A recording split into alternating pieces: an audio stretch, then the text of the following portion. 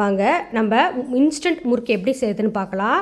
அந்த அளவுக்கு காமிச்சாலே அது அளவுக்கு 3 அரிசி மாவு, ஓரளவு கடலை மாவு போட்டு நல்லா 2 டைம் வந்து ஜலிச்சு எடுத்துக்கோங்க. ஜலிச்சுட்டு நல்லா கிளறி விட்டுட்டு உப்பு தேவையான அளவு போட்டு ட்ரை மாவை ஃபஸ்ட்டு எல்லாத்தையும் கிளறி விட்டுக்கலாம். பாருங்கள், மாவை கீழே கொட்டி மேலே கொட்டி போட்டு பிசைஞ்சிட்ருக்கேன். பாருங்கள், உருக்கிய பட்டர் நல்லா உருக்கிட்டு பட்டர் வாமாக போட்டுக்கலாம். நீங்கள் நெய், எண்ணெய் எது வேணாலும் போட்டுக்கலாம். கொஞ்சம் மிளகாய்த்தூள் போட்டுக்கோங்க. போட்டுட்டு நல்லா கிளறி விட்டுக்கோங்க. எள், ஓமம் வந்து நல்லா கையில் தேய்ச்சி விட்டு போடுங்க. அப்போ தான் வாசமாக இருக்கும், நல்லா செரிமானம் கொடுக்கும். ஆயில் பண்ணோம் இல்லையா, அதனால் நல்லா தேய்ச்சி போட்டுக்கோங்க. அப்புறம் பெருங்காயத்தூள் கொஞ்சம் போட்டுக்கோங்க. போட்டு பெருங்காயம் அந்த தூள் இருக்குல்ல, அதை ஸ்ப்ரெட் பண்ணி விட்டுக்கோங்க. போட்டு நல்லா ட்ரை மாவை மிக்ஸ் பண்ணிக்கிட்டு வார்ம் வாட்டரை கொஞ்சம் கொஞ்சமாக ஊற்றி கிளறி சப்பாத்தி மாவு பிசைவோம் இல்லை, அந்த மாதிரி கன்சிஸ்டன்சி, அந்த மாதிரி பதத்தில் பிசைஞ்சுக்கோங்க.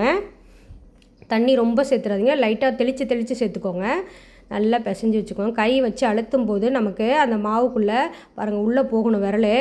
அதுக்குன்னு அழுத்தமாக பந்து மாதிரி பிசைஞ்சிடாதீங்க, பிழிய கஷ்டமாக இருக்கும், ரொம்ப கை வலிக்கும். இது உள்ளுக்கு இந்த குழா உள்ளுக்கு நல்லா எண்ணெயை தடவிட்டு சுற்றி ஒரு பெரிய உருண்டை எடுத்து உள்ளே போட்டு, எனக்கு டைரெக்டாக பிழிய வராது, அதனால் நான் என்ன பண்ணியிருக்கேன், ஒரு தட்டு வச்சு அதில் ஆயில் அப்ளை பண்ணி சூப்பராக வருது பாருங்கள். பறக்குன்னு பிழிஞ்சு வச்சுட்டு அதை என்ன பண்ணோம், அந்த எண்ணெய் காஞ்சிருக்கு இல்லையா, அதில் போட்டு எடுக்கலாம். பாருங்கள், நல்லா வந்திருந்தது. முழுக்கு பொறுன்னு நல்லா இருந்துச்சு.